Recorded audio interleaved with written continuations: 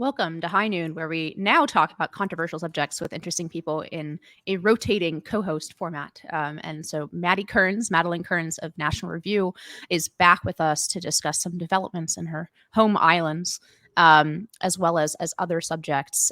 She is also a fellow with us at IW. You may have heard her on the Editors Podcast for National Review, as well as read her great work over there. So welcome back, Madeleine Kearns, to High Noon. Thanks for having me. So I really wanted to get your take on, because as I was telling you right before we started this podcast, people so often make fools of themselves when they're talking about political developments in other countries. So it is especially good to have you on this week to talk about the firing of the Home Secretary, Suella Braverman, in the UK, apparently over over an op-ed that she wrote, calling out a double standard in police enforcement between the enforcement that has or has not been wielded against pro-Palestinian demonstrators, very large and sometimes borderline violent and definitely hateful demonstrations in the UK over the past 4 weeks, and then on the other hand, this like very aggressive enforcement against people, for example, who are holding the UK flag, right? Who are these counter demonstrators, and pointing out that there's a unacceptable double standard there. That op-ed apparently got her into all kinds of trouble, which culminated in her getting sacked, as you say, over on that side of the pond. So what is your read on this, and what does it say about the Conservative Party in the United Kingdom that somebody who says things that seem fairly straightforward and observably true, at least from this side, not only it's controversial to say these things, but like apparently it's outside the boundaries of what's acceptable to say in leadership in the right-wing party of Britain? Yeah. So the first thing to say is that, yes, Braverman was fired because of this op-ed, but as is often the case with these types of things, it's much more about party authority and her causing issues for the Prime Minister in terms of questioning his authority, rather than an ideological opposition to what she was saying, which is why she's gone. So we've now had her letter to the Prime Minister explaining her side of what happened, and in that she gives 3 reasons why she was for a long time very unhappy with the Prime Minister. One of them is to do with mass migration, and she said she had given her support, and her support was quite crucial to Sunak's rise to power.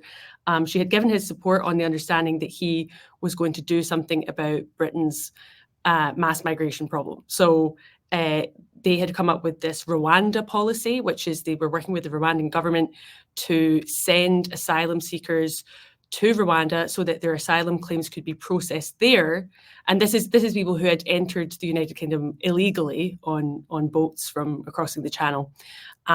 Very, very controversial policy, but actually in the history of dealing with the migration issue, it's fairly normal for a country to want to have things processed outside of its borders and then actually be able to make a decision, because obviously, as we know, it's very difficult once people are here to then deport them, and the UK has had a huge problem with that. So the first thing she was dissatisfied was that the Prime Minister had really failed to come through on any of his promises with regards to that. They're now waiting a Supreme Court decision. Braverman articulated in her letter and gave a sense of what had been happening behind the scenes, that the Prime Minister is just completely unprepared. Either way, whatever the Supreme Court decides, the UK Supreme Court, he's left the country kind of unprepared on this key issue of immigration. The second issue that she spoke about was this issue of response, and you've articulated it yourself, but this response to October 7th, and there's been quite terrifying scenes of anti-Semitism, these massive protests, and as Home Secretary, police enforcement is part of her remit, and she's been trying to address this. She also has skin in the game. Her husband is Jewish. He lived in Israel for some time, and she feels that the Prime Minister has been weak on this issue. She actually uses the word weak, so she doesn't hold back. And I think what happened with this op-ed is she wanted to point out the really disappointing double standard of the police, but also just failure of the police to enforce the law as it stands. So the glorification of terror in the United Kingdom is a criminal offence. And we've seen the police adopt this strategy of witnessing crimes and sort of making either a mental note of it or a physical note of it, and then following up with these investigations after the fact. This is partly a crowd control decision. They just feel they're outnumbered by these protesters. But obviously that sends a very, very scary message to the public, which is either we can't enforce the law or we won't. And either one of those is really, really bad. So she said that the Prime Minister's response to this has been really disappointing. And in her op-ed, she laid this out. She wasn't actually criticizing the Prime Minister in her op-ed, but the argument is that, or the suggestion is rather, that behind the scenes, she did go through the normal protocols as a cabinet member of seeking approval before she got this published, but then she disregarded, this is the suggestion, she disregarded all of the suggested edits, which were trying to tone it down, and she published it anyway, and that is the kind of thing that will get you fired. So like I say, not necessarily the substance of what she was saying, but just the principle of doing things without approval, that will get you fired. And obviously she knew that, and she decided to do it anyway. And I think what's interesting is that she now kind of represents the right of the Tory party. And since her departure, we've also had Rishi Sunak sort of present this in the context of a broader cabinet reshuffle. And he's brought back David Cameron, who we were all very relieved to see the back of when he left after creating a huge mess with Brexit. And I'm not necessarily saying Brexit was a terrible idea, but its execution was just about the craziest thing ever. I mean, David Cameron even says himself that he only went ahead with this referendum because he thought that they weren't actually going to leave. Oops, Anyway, this guy is now back as Foreign Secretary, no less, which, if we're talking about the symbolism of Suella Braverman maybe representing the Tory right and perhaps having ambitions to come back later, next general election or beyond, as a figurehead of the Tory right, David Cameron is very much the Tory centre, which is just this amorphous, bland, vacuous ideological centre that isn't really distinguishable from the centre left in British politics. It's a force in British politics that is basically conservative in name only. The writer Peter Hitchens has talked about this for years, and basically Cameron's return just proves every single one of his points.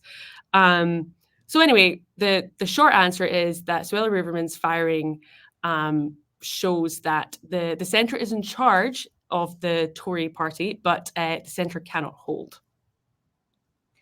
This is why I really wanted to talk to you about this, because I didn't even know that anything about the approval or the dynamics within the party. But nevertheless, it does seem like there's this top line ideological split that essentially the mainline party of the right does not represent or does not want to represent the kind of sentiments that Braverman wrote about in her op-ed or that she's generally stood for, which frankly to me sound extremely obvious. I noticed this when I attended NatCon in there's a conference in the UK in London a bit ago, and it's funny because she, among other people, she spoke, and the sentiments that she expressed would be actually put her very much in the center of the Republican Party, which, as I've said many times on this podcast, I'm far to the right of where the center or the establishment of the Republican Party is. Nevertheless, it was a reminder to me going in that, actually the signposts in the UK and what it is to be right of center are what I would call liberal Republicans, right? Mm-hmm. The very liberal edge of the Republican Party. And she seemed to be bucking some of that. And the fact that that's unacceptable within that party does seem to me to be some kind of indicator about the future of. Oh, let me ask you this: is this are the sentiments that she articulates, for example, about mass immigration, or about the enforcement of the law, or, for example, some of her very strong condemnations of multiculturalism as opposed to multi-ethnic republic in the UK, or I guess you guys aren't really quite a republic. I'm used to using the the American formulations, right? Let's say a multi-ethnic democracy with a monarchical element. No, but so she's been quite strong against multiculturalism and the idea of multiculturalism, all of which are quite mainstream in the United States, I think. Not to say that, like, obviously the Republican Party has had its reasons. The establishment of the Republican Party has, has been encouraging of mass waves of even illegal immigration for economic reasons. That's part of the split between the establishment and the base, or sort of the corporate establishment versus the sentiments of the base. But, like, nevertheless, I didn't read anything in this op-ed that would be, sort of a bomb to be thrown into U.S. politics. The sentiments seem to me to be quite common sense and measured, whereas it really does seem to have been a bomb in the discourse in the UK. Or is that just being portrayed that way by the party as opposed to the average citizen? So it's interesting. I think there's a few things going on. The first thing is, Braverman really emerged as this anti-woke figure when she threw her hat in the ring for being Prime Minister to replace Liz Truss, who is that Prime Minister who everyone forgets even was Prime Minister because she was Prime Minister for such a short period of time. And it helps that she's a woman of colour. She has that background. She's the daughter of immigrants. She has the clout to be able to articulate these popular anti-immigration sentiments, and they are popular. I mean, it's even, some people will argue, although I do think this has been overemphasized, that Brexit was a lot to do with migration, right? And just English working class people looking around and saying, what's happening to our country, what's happening to our culture, and voting for change. And so she definitely is on the side of public opinion with many of these issues. I think she has a charisma problem. Maybe charisma is not the right word, but she does have a kind of popularity problem. I mean, she polls negatively in terms of British opinion, which I think is she does have quite a severe manner. And so, maybe she's not the best vehicle for this message, but the message itself, I think she comes across as competent, and she's on the side of public opinion. One thing which I think does cause a lot of controversy in the UK, and I don't even know quite where I stand on this issue, is she was calling for the government to consider banning these protests entirely. And of course, our libertarian friends will argue that this is like against free speech and freedom of assembly. And there's a very compelling argument that that is the case when you can't separate the those who are not crossing the legal line, right? So, like I say, in the UK, glorifying terror is a criminal offence. Many of those are not being prosecuted, unfortunately, because, as I say, the police are outnumbered. They feel unable to, and that's part of what she was complaining about. And so Braverman was saying, because there is so much anti-Semitic sentiment, open, explicit anti-Semitic sentiment in these protests, they should be banned. This came to a head with Armistice Remembrance Day, so our version of Veterans Day, where it was last Saturday, where there's traditionally acts of remembrance, especially in central London, with our war monuments.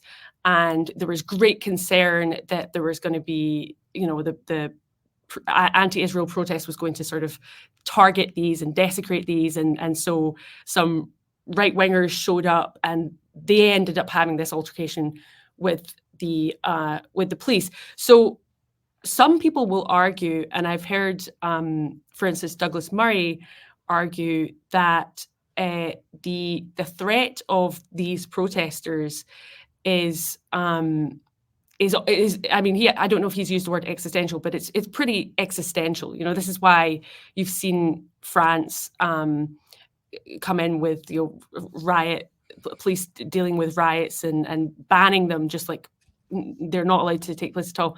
And this is a source of controversy because I think Rishi Sunak just simply does not have. I mean, that's a pretty drastic measure. Whether you agree with it or disagree with it, it's bold. Takes a lot of guts to kind of say that's what's going to happen. And I think Rishi Sunak just doesn't have the spine for that kind of politics. He doesn't have the temperament for it. He's the polite, socially liberal. Let's not be the nasty party. He's that kind of conservative, and so this is where Braverman again emerges really quite to the right of the Tory party. Yeah, I mean, look, there are enormous differences that I feel like, just to catch up the American audience to things that seem very extreme. And as you're saying, I do think it's a quite bold move, and I'm not sure what I would think about it in that context. But just to place it in the context, I mean, free speech in the UK is radically more constricted than the First Amendment standard in the United States. We are different, not just from those countries which we consider not part of the free world, but even from our cousins in the UK. The American First Amendment is uniquely protective of speech, to the point where, by UK standards, we can defame each other, and which is something that is not allowed in the UK, and you can collect much more easily if somebody lies about you in the press. And I think there are arguments of why that kind of system has some advantages. Ultimately, of course, I do side with the First Amendment regime in the United States, but just to put that in context, it's not as shocking as it would be in the United States. In the United States, there's no way that the First Amendment permits like sort of preemptive banning of large demonstrations, right? And even something like the glorification of terror law that you're referring to probably would be struck down under the American First Amendment standard. So there is that sort of like different development of the freedom of speech, which, the freedom of speech that our founders referred to is one that was developed in, through Anglo-American law. So these are not like wholly separate concepts, but nevertheless enshrined a much like higher standard in the United States, and written down a higher standard in the United States. If I could just come in there as well, is that you're absolutely right to like put it in its context. And the other key bit of context here as to why there's a double standard going on is that Britain does have quite far-reaching hate speech and even hate incident. These are non-criminal recorded incidents that the police pay attention to, and the criteria for that is like very subjective and very, very problematic. I hate using the word problematic because it's so abused, but it is right in this context. So that's why we've seen people complaining about mass migration, people complaining about pro-Palestinian flags, being interviewed by the police. We've even seen, a pro-life activist outside an abortion clinic in what is violating or argued to be violating the public spaces protection order, so kind of like a buffer zone. And she's just standing there and she's praying silently in her head, and the police have arrested her for doing that. So because there's already this hate speech legislation or hate incident legislation, the police, it's very difficult to enforce that, right? Because things that are hateful by one person's standards aren't by another person's standards. And so when Braverman says that these are hate marches, other people are saying, well, no, they're not. They're pro-Palestinian marches. And if there are people breaking the law at the marches, they should be targeted. But it's a bit of a mess. I mean, I'm not advocating this system, but given this is the system, it's fair to note the double standard. Yeah, no, absolutely. I mean, especially as you noted, I mean, there have been such intense prosecutions of around things like praying in front of an abortion clinic, something else that actually, I mean, I was going to say doesn't happen in the United States, but doesn't happen to that level. But of course, there have been impingements on freedom of religion and freedom of speech. There have been special sort of corridors drawn for abortion clinics, and pro-life activists have been prosecuted. I mean, I hope now with the court that we have, their First Amendment rights will be vindicated, both the religious liberty rights that they have under that amendment and their free speech rights. But it's definitely just a whole different legal ball game in the UK, which is why, as you said, this is a bold proposition, but not something that is like coming out of nowhere Mhm. or doesn't land the same way as I think it would in the US system. I mean, if somebody suggested we just ban all of the protests that are happening in New York, for example, I think rightly like 95% of the right even would say no, this is not constitutional. You can't do this. It does bring up something more existential, though. I have to say, when I see the videos of as bad as the protests have been in the United States on this issue, when I see the videos of the bridge in London, right, just with hundreds and hundreds of thousands of people, and with signs that are overtly advertising their hatred of Jews, but also like overtly advertising sort of their allegiance, their ethnic allegiance in a way that is scary, and their ethnic and religious allegiance in a way that's scary. Uh, it does start to bring up sort of whether Quellebec was wrong to place submission in France first, right? That maybe this concept that there isn't much. Speaking of the center cannot hold, right? That there isn't much in the UK, just as, and this is where I find it sort of an advance warning for the United States. There isn't much that they're willing to assert about their own identity, and so it's very difficult when confronted with people from totally different civilization, don't have those kinds of self-flagellating feelings about their religion, their background, their righteousness, in sort of in standing for the world that they want to see, as horrifying as that is to people in the West. I mean, what does a center right in Britain answer that kind of certainty with? I mean, I hate to be despairing about the situation, but Well, you are a refugee here in our country. I know. Well, there exactly. I don't know. I mean, perhaps 10, 15 years ago, we could have let the Tory party die, right? And in out of its ashes would have emerged this genuinely conservative party that was patriotic and pro-family and willing to make the kinds of moral stands that you have to make to address this problem, which as you say is existential. But that didn't happen. What we got was David Cameron. What we got has been, as Peter Hitchens and others have said, this bland, amorphous type of politics that's incapable and unwilling to address any of these types of issues, and so the problem just continues. I mean, I think it's too late at this point. I think the best you can do is live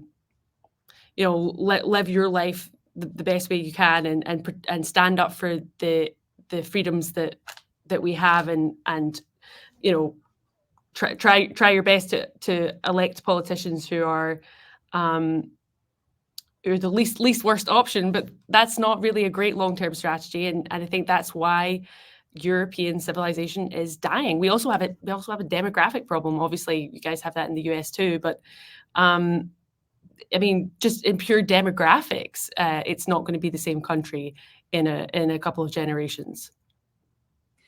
Yeah, I mean, look, as much as the right makes of our demographic problems in the United States, I just don't see them as at all comparable, in part because, I do think there are political transformations that are at least in part caused by a large wave of migration from Mexico and then further into Latin America and South America. But at the end of the day, the sort of cultural or civilizational gap there, we're talking about people who have maybe a reflexive, they're not particularly political to begin with. And then when they do have political instincts to the left, it's more like this kind of reflexive socialist instincts sometimes, which is, when people say demographics are destiny, I look at the last few elections in the United States, and I think that's too strong. It is, and I get a lot of heat from the right for saying this. I actually see more in America the overwhelming power of American assimilation, and the question is, to what? right? I look at the, you know, the children, the first generation of these immigrants, and I worry about what they're learning in American schools more than I worry about what their sort of instinctive politics are from their homelands, even though that is a problem. But I guess I find it a problem, but not the kind of existential problem. In part because the gap between, you know, Mexican Catholics coming over the border, as different as they are from sort of the Anglo-American tradition, there's no comparison to, you know, North African Muslims coming into the UK in those kinds of comparable demographic numbers. We simply don't have that kind of demographic mix of the immigrants coming to the United States. Now, maybe we will if we continue to be lackadaisical about it. But anyway, I don't think the problems are quite comparable in terms of their existentialism for that reason. But it almost sounds like the last value of the last sort of British value that's actually affirmatively supported by the British center right is politeness, right? Yeah. In the face of this sort of superficial idea of decorum and civility that, I mean, if you're at the point where the police are afraid to enforce the law, let's leave aside the second possibility, which is they don't want to. Let's say at least part of this is because when you have hundreds of thousands of you know, men marching in the street, that, you know, the poorly armed police of London are just not a match for that kind of aggressive display of power. I mean, that does not augur well for a Britain that looks like Britain. Yeah, I mean, the reason that the police, I think, would rather, you know, go arresting, as this actually happened, like an autistic teenager who says that the policewoman looks like a lesbian. That is just easier. It's an easier job. You know, I definitely, given the choice between the angry mob shouting "Death to the Jews" and the autistic teenager who said I look like a lesbian, I would so much rather take on the teenager. Like that. That sounds like a job I can do. You know, and you know, we also don't have like a Second Amendment tradition in the UK, which again we could open like a whole can of worms about that and the pros and cons of guns. There's obviously a lot of cons with guns, but the police really don't have a huge amount to defend themselves other than being, you know, policing people by consent and having this consensus. And you're right, the one thing that we've retained is a consensus around politeness and not hurting people's feelings. And that has become almost pathological and self-defeating because we've created a whole framework of legislation to deal with people being basically rude to each other, which is not only insane in terms of basic freedoms, but it's also just a huge waste of time and resources. The problem with multiculturalism is that it's not achievable. You can't have contradictory cultures living harmoniously in one country. You have to have a unifying narrative. You have to have some common theme. And without it, what will happen is the most dominant one will assert itself. And obviously, we've seen this anti-Western turn. We've seen it in universities. Obviously, it's very prominent here in the United States, but it's happening in the UK as well. Anti-colonialist, this sort of self-flagellating, self-hating ideology that that goes hand in hand with enemies of the United Kingdom, enemies of the United States who genuinely hate us and wish we didn't exist. They're mutually cooperative. But what they're not cooperative with is the freedoms that most people in enlightened, secular, modern Britain would like to keep, like the freedom to have sex without the state getting involved, without morality police, equal rights for women, access to abortion. These are things that are prized very highly by British liberals and are not prized very highly by the cultures that they've imported on a massive scale. So long term, it's not a happy marriage. There is something just history is so funny sometimes as it unfolds, because there is something delightfully ironic about both the US and the UK being equally accused of being colonizers of the world. Um, as we are your former colony, of course. Right. But yeah, no, speaking of abortion, it's well, first I want to say that it has been very frustrating. The exact dynamic that you're talking about has been frustrating to me here as well. The only thing that we seem to be able to assert about the West are a bunch of sort of licentious freedoms, or license.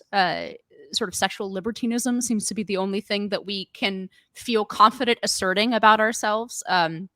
So, for example, even in the debates over, sort of the Israeli-Palestinian conflict and which side is better or whatever, we end up with these absurd sort of dualisms of who's friendlier to gays, right? Like, and there's an obvious answer. Israel is much, doesn't throw them off the buildings, but this is hardly the defining characteristic of Israel or the US or the West at large, right? The freedoms that we rightfully grant, including to homosexuals, are not the center of who we are, or ought not to be. But it seems like actually maybe that statement is outdated. Maybe they are at the center of who we are, right? And that's very like dispiriting. And to see, especially as a conservative, these sort of social libertinism becoming the defining characteristic of the West, as opposed to something that is, tolerated or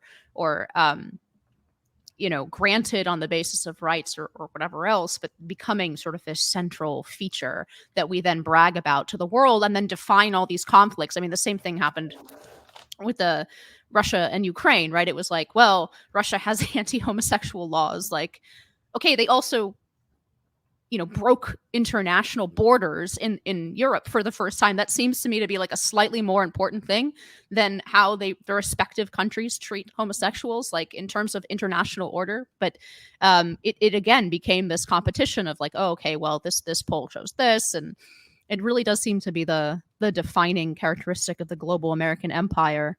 And that includes our special relationship as well, I suppose. But I did want to turn to domestically abortion. We've had a series of elections. They did not go very well for the Republican Party. And then we had this debate between the undercard, the JV squad of the Republican primary. What was your impression of those elections? And then also how that debate went, whether or not it matters at all. Is Trump so far ahead? All the horse race stuff. Now we can talk about our horse race stuff instead of the UK horse race stuff.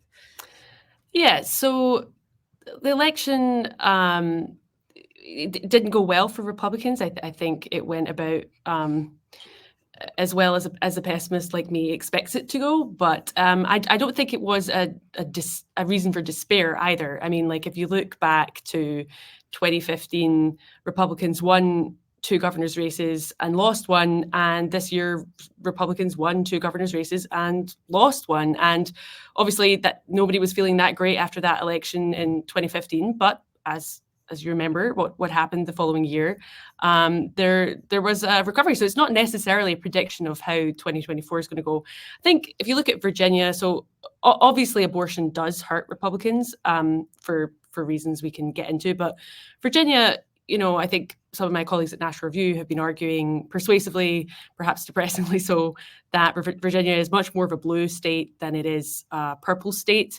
Youngkin's success there was really the anomaly. He did put in a good effort with this campaign. There was disappointing results. If you look even at the Republican incumbent in Richmond, who is an obstetrician, has experience delivering premature infants, had explained her support for a 15-week compromise on abortion. So this is more permissive than many European countries, and it didn't work. It wasn't enough. So that, I think, that tells you more about the electorate than it does about those campaigning.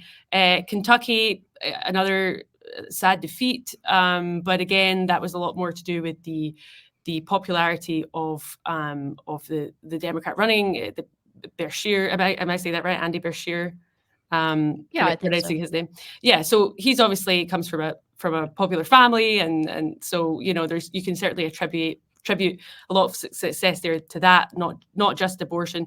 It's interesting as well. My colleague John McCormack pointed out that so Kentucky in 2022 had one of these ballot referenda on abortion, and the pro-life side lost.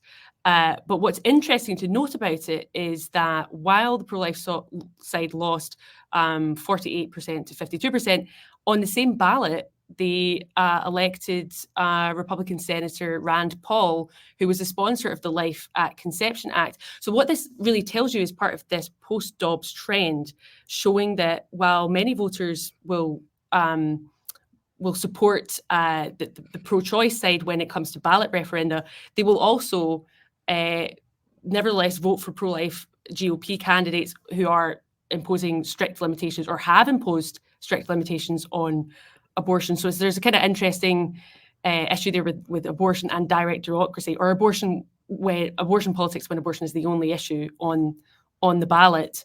And then obviously the worst crushing defeat from the pro-life side was what happened in Ohio, which was kind of a repeat of what happened in Michigan last year. So you had really just a very extreme pro-abortion agenda, much more extreme than, again, European countries or where the American public actually are on the issue of abortion, which is they support it, broadly speaking, in the first trimester and want it banned afterwards, with exceptions, the usual exceptions. But this went way beyond that and eroded parental consent and even threw in some gender stuff for good measure. And it won by a significant margin as well. So part of this is Republican failure to organize, to get behind a message, but a lot of it is honestly just they were outspent. They didn't have the same kind of media coverage. The media for the pro-choice side offers a lot of free, I was going to say propaganda, but free press, sort of uncritically circulating their side of things. And so, yeah, it was a bad night for pro-lifers. Yeah, there's sort of these dueling explanations for, let's say, Republican underperformance since 2016. And leaving aside 2020 presidential election for a moment because of all the issues with that. But in all these elections since 2016, it's not that Republicans have never won, but even they have underperformed polls, right? So even in taking the House, right, they took it very narrowly. There were a lot of polls indicating a red wave, right? In the 2020 midterms, and that did not materialize, except for, importantly, in Florida and in New York. Those are the two places where the poll swing of something like 15 to 20 points actually became a reality. Obviously, very, very different baselines, political baselines in New York and in Florida, but those are the two places where a Republican wave actually happened. But otherwise sort of disappointing. And there seems to be a lot of these dueling explanations for this. One, of course, is that this is Trump's fault, right? That MAGA Trump associations drag Republicans down with suburban voters, with women, especially in a place like Virginia, and that free of the Trump image, then generic Republicans would perform better. And people point to polling showing like generic Republicans doing very well. I have never been really convinced by this, especially as a blanket explanation, right? So it seems to be extremely unlikely that Republicans in Kentucky are pulled down by their association with Trump. Like, Trump is enormously popular in Kentucky. It's more plausible to me that, that they would want to separate themselves. Republicans would want some separation from Trump in, say, Virginia, not only because it's a blue state, but because it is a heavily suburban state. It does have a lot of those voters that who are not pleased with Trump for a variety of reasons, right? So that explanation, I'm not totally dismissing it. I can imagine it coming into play in a place like Virginia, but the way that it's being thrown out by like establishment types is sort of a blanket cover for the GOP's repeated poor performance in off years and in midterms seems to me an excuse. Like, you already don't like the guy, and so this is like a reason for you to continue to dislike him. And when, of course, there are voters that were added to the party by Trump as well. So he's unpopular with some segments of the Republican Party. He's obviously very popular with other segments of people who have joined the Republican Party.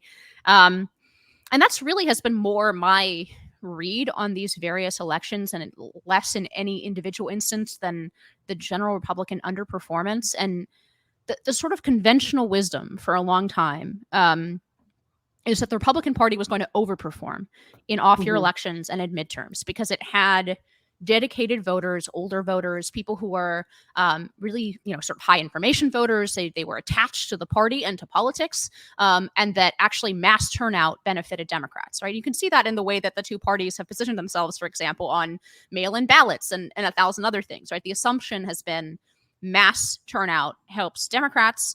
Off year and elections that favor people who are very, very attached or feel very strongly or very consistent in voting, right, favor Republicans. I'm kind of starting to come to the conclusion that we may see those two things flip, and that the voters that Trump has brought to the party are very disconnected from politics. They're very suspicious of politics. They're very down on both parties. They have weak connections to party institutions for many good reasons, I think. And there's obviously this cult of personality around Trump himself that other people can't duplicate. And it wouldn't surprise me that like a more working class Republican Party, a more Trumpist populist Republican Party may find itself doing better in mass elections with mass turnout than a like the Republican Party had in 2008. So that's kind of the tentative explanation, or at least sort of a baseline sea change underneath all of these specific. Obviously, every election does have something to do with the particular candidates involved and the particular issues, and obviously abortion has played as a huge issue for Democrats repeatedly in these elections. But I'm wondering what you think about that like general theory that we might be moving towards a more mass populist base for the Republican Party, and therefore weaker performance in off-year elections than in ones that draw a larger base of people to the polls. So I think that I would have agreed with that analysis if we were having this conversation in 2015. But basically, when Trump is on the ballot, we now have like a proven record of losing. So 2018, 2020, 2022, potentially 2024. I don't know. And so I do. How was Trump on the ballot in the midterm elections?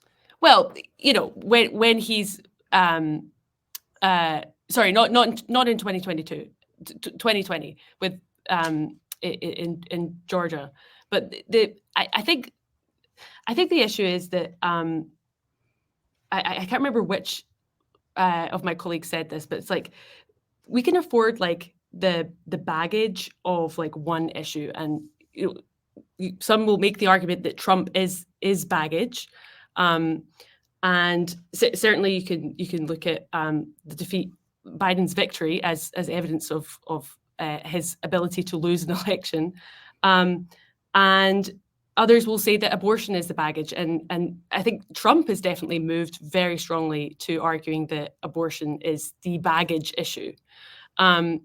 So I don't know. I mean, could Trump win 2024? Yes, but I think it would depend on that has a lot to do with the weakness of Biden. We had an article in Politico written by somebody who I think is sympathetic to Biden and basically saying he's not fit to do the job. I think this is the general consensus among Democrats right now, is that Biden is actually incapable of doing the job. And so, yeah, I think Trump could win, but I think that's much to do with the the circumstances that we're in, as opposed to like merit to the man himself. I mean, look, I haven't, I certainly don't have any like instinctive desire to defend Trump on a variety of things. But I mean, so some evidence for the theory that I'm pushing is that the post, whatever you call it, after polls, what do you call those? Like the the polls they take of people who have walked out Exit of polls. the election, exit polls, right? Yeah. Showed a +2 Biden electorate, which is obviously not where Ohio has been, not just in 2020, but in 2016. And it seems, and in statewide elections where the governor's been, whatever, like it seems like it's a solidly 8 to 10 points Republican state now, as opposed to being a real swing state and bellwether the way it was in 2020 or in 2000, right?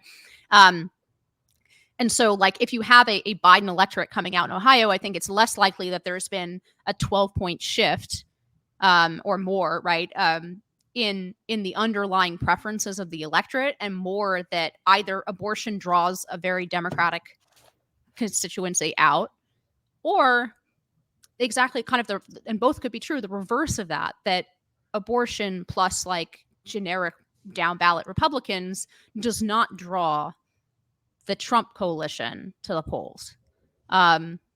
So, I mean, you can say that that's quote unquote about Trump. But I think it's almost in the reverse, that the way that people are talking about it, which is, oh, people hate Trump so much that they're coming out to vote against him. Right. Mm-hmm. And it's almost the reverse, is that because Trump is not part of the equation, that a large number of his voters who, again, have this very tenuous connection to the larger GOP, are just simply not motivated to come out. Mm-hmm. The deeper issue, if for the Republican Party, it seems to me, is that, you know, there's no there's nothing about this situation that makes it inevitable that these two coalitions are compatible with each other, right? The sort of mainstream GOP coalition that includes quite a few what we would call like establishment folks. And I do think the rise of Nikki Haley is a reminder that, you know, these folks are still out there. They're a minority in the Republican Party, but people who really liked Mitt Romney and really liked John McCain, right? This is perhaps not a totally baseless coalition, sort of faction of the GOP.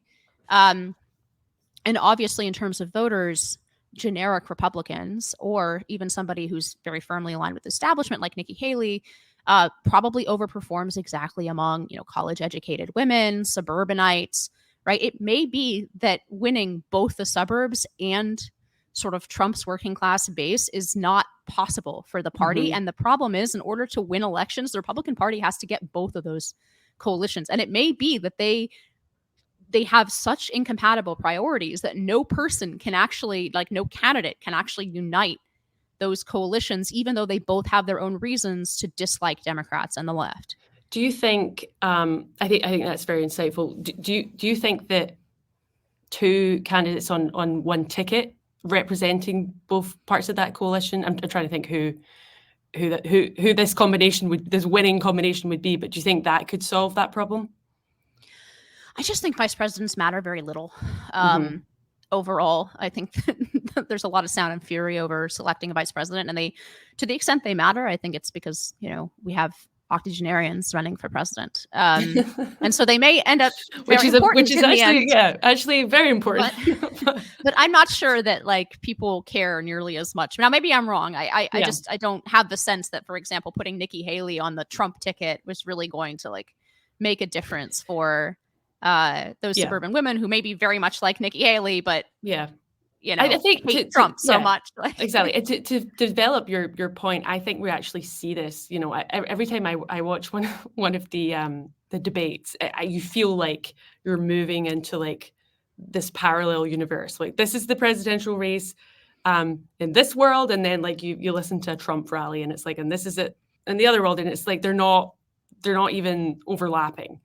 And I thought that was obvious as well with the last debate, with the emphasis on foreign policy. There's a huge emphasis on foreign policy. There's obviously benefits Haley, because this is her area of expertise, but also just conviction.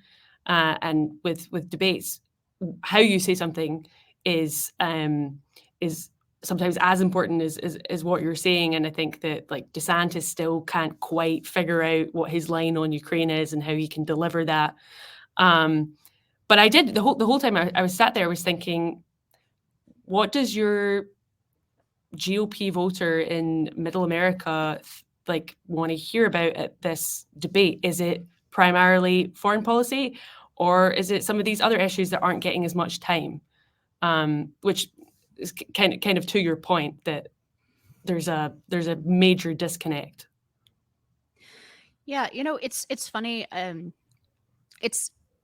It's kind of, this has always kind of been clear to me about on a gut level about where American voters are on foreign policy. One, that they, unless there's something really, and this might be one of those times where the world seems so on fire that foreign policy raises in the average estimation. Although I still think, overwhelmingly it's going to be beat out by things like the economy and cultural issues and domestic stuff. So one, that the average American voter thinks very little about foreign policy.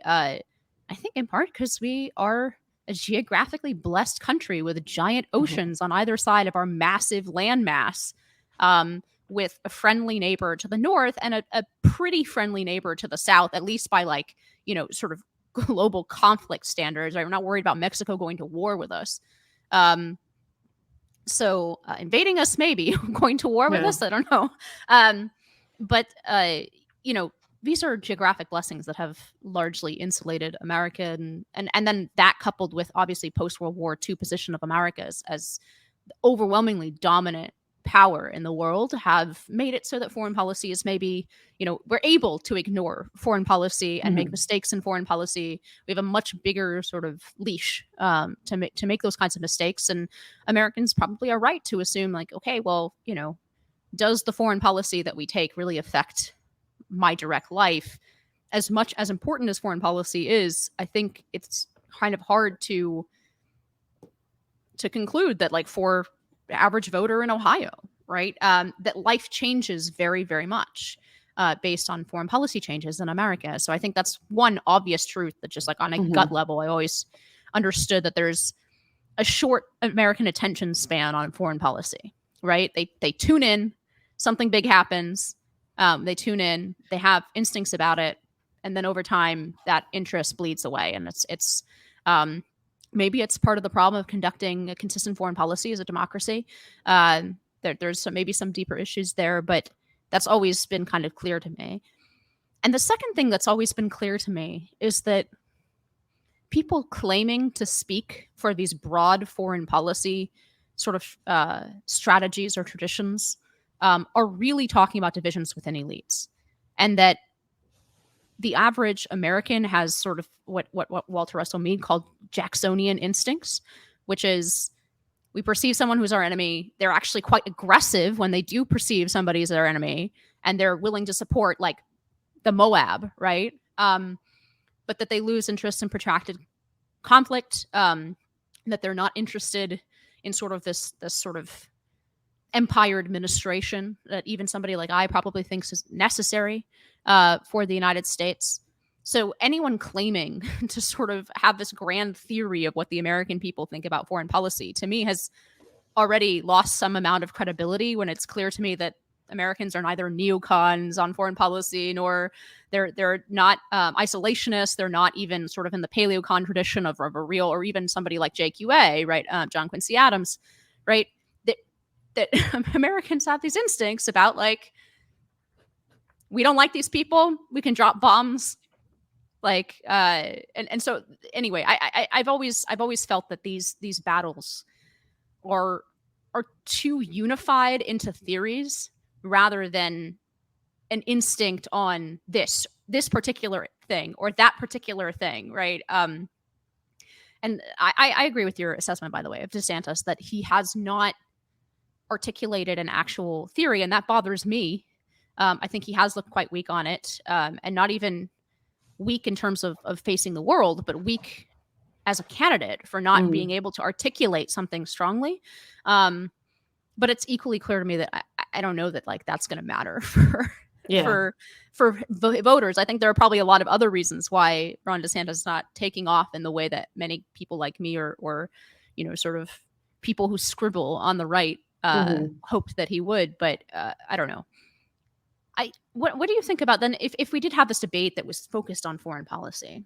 Um, do you think that Nikki Haley's articulation of what is essentially an establishment Republican, now derisively called neocon foreign policy, let's say something that is closer in line to what the Bush administration stood for, do you think this is very unpopular within the party? Because Trump, in one of the big bomb throws that he did in 2016, right, was to criticize Bush over these things, sometimes in very unfair ways, like about the lying us into Iraq, but also in a way that the Republican Party establishment had not reckoned with how unpopular the Iraq and Afghanistan wars were, et cetera, et cetera. So, what's your feeling? Because that's all it is at this. What's your feeling about the way that this kind of Bush foreign policy is received by Republican voters at this point? So just as you were reluctant to go too far out on a limb with commenting on British politics and the British national sentiment, I feel similarly now about about this. But I think certainly at the Republican the last debate, I think Haley was just really a beneficiary, and I hate to say this because what's going on is dreadful, but like of the moment, right? Because we have this this war in Israel. It's cast in these like moral terms that I think, America's a very moral country. We care about the fight between good and evil. And so she's a beneficiary of that right now. It seems very clear. Israel is way eclipsing Ukraine at this point in terms of national discourse and national interest. And I think you saw that actually in the way that each candidate answered the questions very clearly and confidently on Israel, even insofar as going to say what they would tell Bibi to do, which is kind of like unbelievable arrogance, but never mind. That's how the question was framed, though, right? It's like, what would you say to Bibi Netanyahu on the day you were elected? Just to defend their arrogance a little bit. I mean, it was how the question was framed. Yeah. That is how the question was framed. And one of them, I think, did challenge the premise of the question. I'm forgetting now who it was. It might even have been Haley, but yeah, just the answers all began, oh, I would tell Bibi to do this, and in any case, I think it was DeSantis. Actually, I'm trying to think back. I think it was DeSantis who said, well, the role of the American president in this case, when a foreign nation who's our ally has been attacked, is not to give orders, but to assure them of our support and whatever they choose to do or something. I think it was DeSantis, actually. That sounds kind of on brand for him. But I think my concern with these things, and actually the way you've articulated the way the average voter feels about foreign policy, is much more in line with the way Trump seems to feel about foreign policy, which is he has instincts about people and he acts on those instincts. And there's an argument that gives him an unpredictability factor, which you can either see as a great asset in the context of foreign policy, or you can see it as a great danger. But I think you're probably right that he's more in sync, and when your average voter is thinking about foreign policy, they probably see themselves more reflected in Trump, who's not an ideologue on it, than they do with somebody like Nikki Haley. I get concerned with the ways in which this establishment view of foreign policy, whether it's right or wrong, has great purchase in the moment when things are kicking off and there's this great moral clarity. And then as the weeks and months go on, it fades and people don't feel so strongly about it, and people who aren't as bought in to the underpinning ideology start to cede their support, and you end up in these awful situations like what happened basically in Afghanistan with the Afghanistan withdrawal, where you end up making arguably more mess because of the nature of the intervention. So, yeah, I mean, I think you would have a better sense than I would about how Americans generally conceive of this, but that would be my 2 cents. Yeah, I mean, I don't want to go too far of myself as like sort of oracle of the average American street. I mean, that's definitely not a role that I would conceive of Well, myself as going. you've But been here longer. That's all I meant. that's true.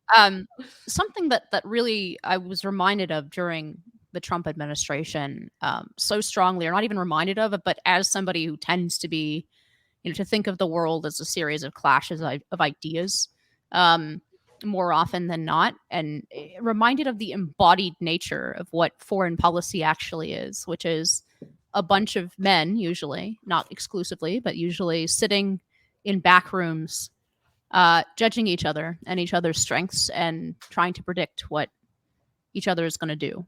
And it reminded me of that because one of the things that I really despised early on about Trump was his apparent instinct to praise and give legitimacy to America's enemies and to dictators, right? Like, Kim Jong-un in North Korea and Putin in the beginning. And because whereas I felt very strongly like this is, American recognition or sort of legitimacy should be a prize on the table to be won through concessions, not freely given. And yet I think this is something that Trump has proved wrong, actually, and his administration has proved wrong, that in fact, this very embodied negotiation between men at the back, in a closed room and at either end of a long table, that playing countries as people rather than as disembodied ideas is actually can be very successful. Now, of course, there's probably some principles you have to adhere to, but it shocked me the amount of success that he had with essentially a very personal approach that did not rely on any kind of like abstract priors as much as it relied on essentially poker, right? And the force of his own personality and negotiating ability, and as you say, this sort of unpredictability and the little fear that actually he might nuke Moscow if you piss him off, right? This was actually enormously effective, and it has made me rethink some of the abstractions that I had previously held to about these things. And then the second thing is, I seem to have a different problem with neocons than everybody else does. And this is just me and not like something representative of the American people, I don't think. Or at least I don't know to what extent it's representative. To me, a very strong element of Bush foreign policy, and something that Haley is continuing, is this notion of that fundamentally, peoples and nations are kind of the same, right? Even though she talks very strongly against the governments of Iran, or she talks very strongly about Hamas. And here I'm thinking of Bush and Condi both coming out after the October 7th attacks. And kind of continuing their line from that to me seems so completely disproven over the last 20 to 25 years, which is that like, there's no connection at all between the actions of hostile foreign powers and the expression of those people, right? As a like culture or people or nation. And while I recognize that there are complications when you're talking about dictatorships, right? You can't assume that the actions of the government are always, supported by the people. And in fact, even in a democracy, the government can take very unpopular positions that are not supported by the people of that country. It seems to me to totally distance these things is a species of this kind of equalism of peoples and cultures that I so strongly not only disagree with, but see as functionally disproven in the world. And it's not lost on me that Hamas won power first because Bush and Condi Rice pressed for democracy in Gaza.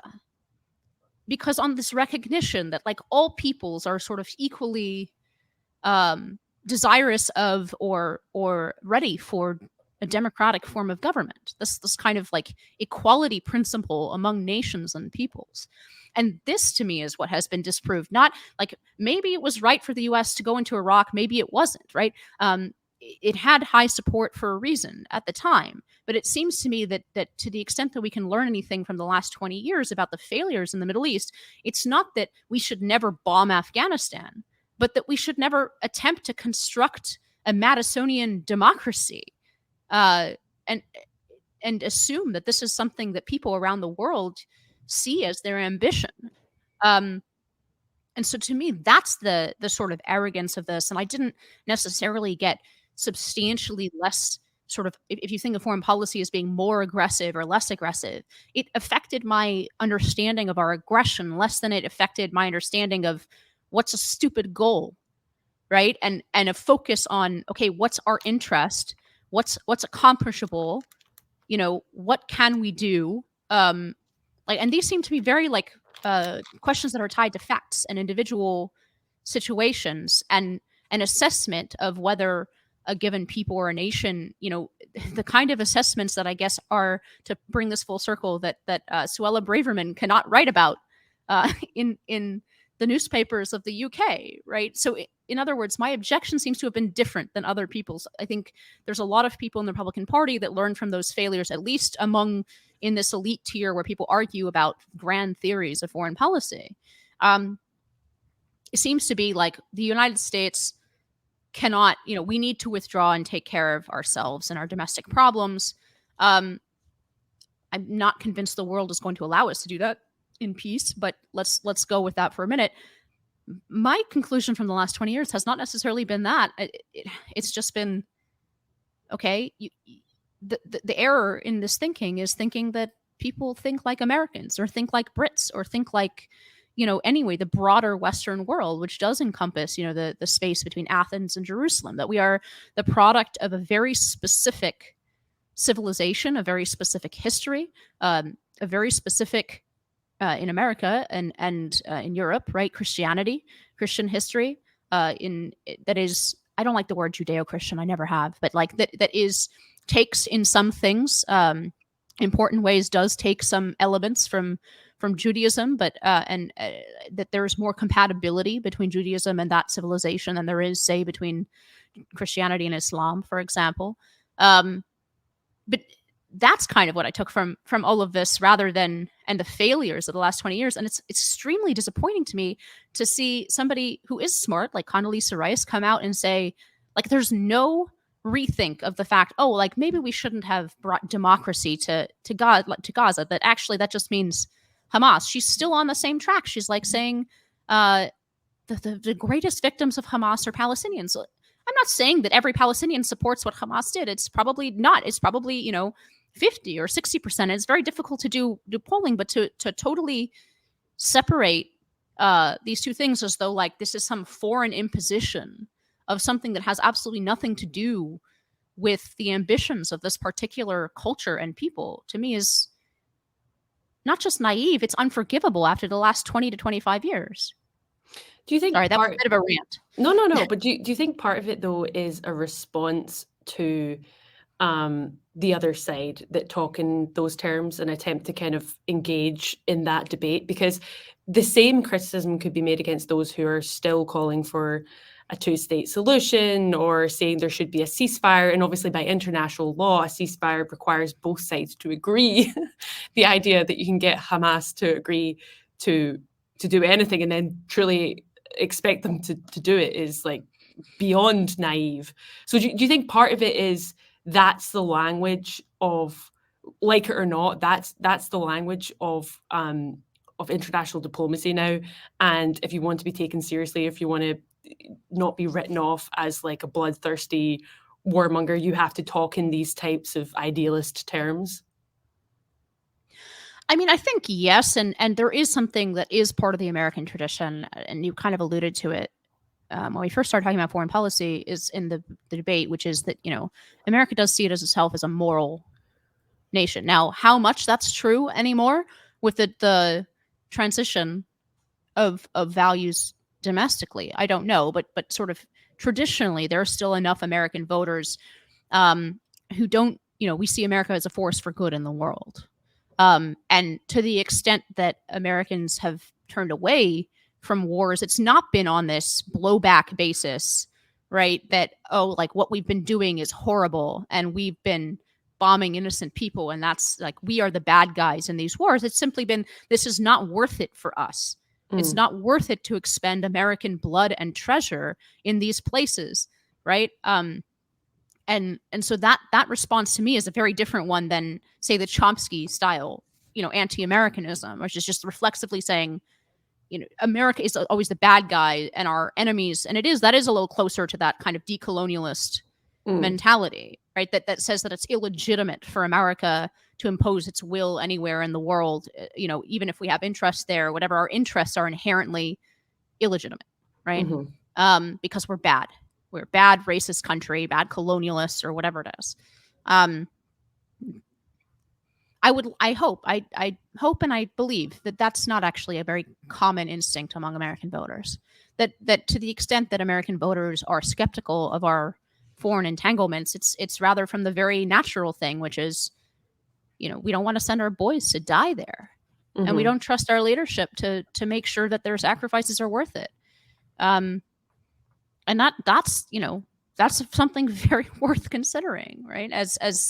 I may have not, sort of gone for very far down this sort of, I think it tends to make us more dangerous in some ways if we don't impress our interests, and that on the global stage that there's a sort of abhorrence of a vacuum created by retreating American power.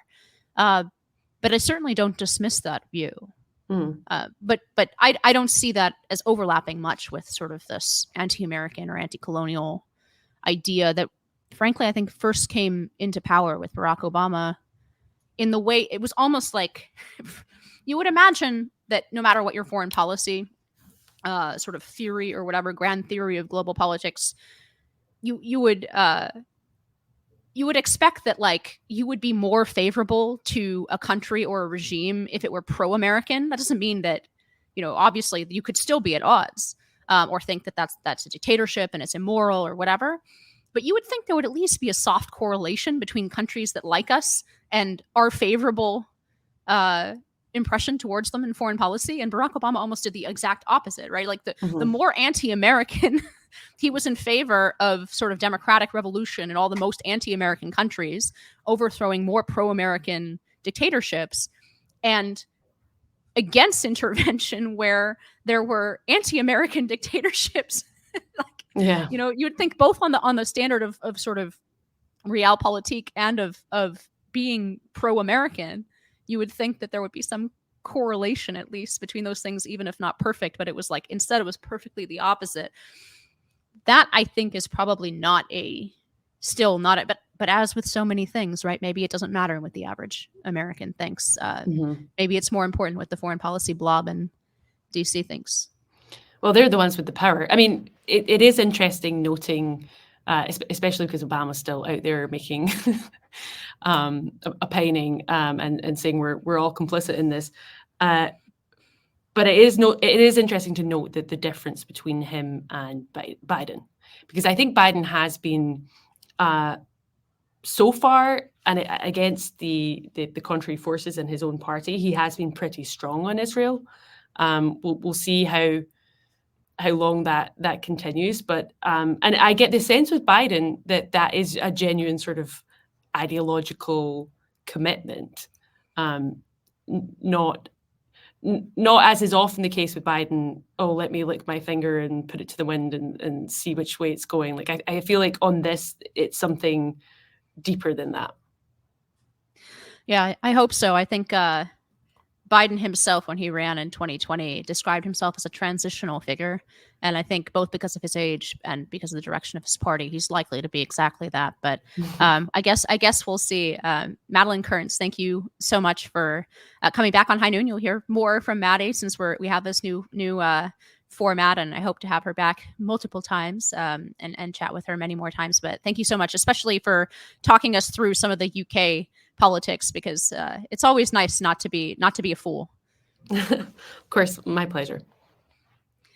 And thank you to our listeners. High Noon with Inez Stepman is a production of the Independent Women's Forum. As always, you can send comments and questions to inez.stepman@iwf.org. Please help us out by hitting the subscribe button and leaving us a comment or review on Apple Podcasts, Acast, Google Play, YouTube, or IWF.org. Be brave, and we'll see you next time on High Noon.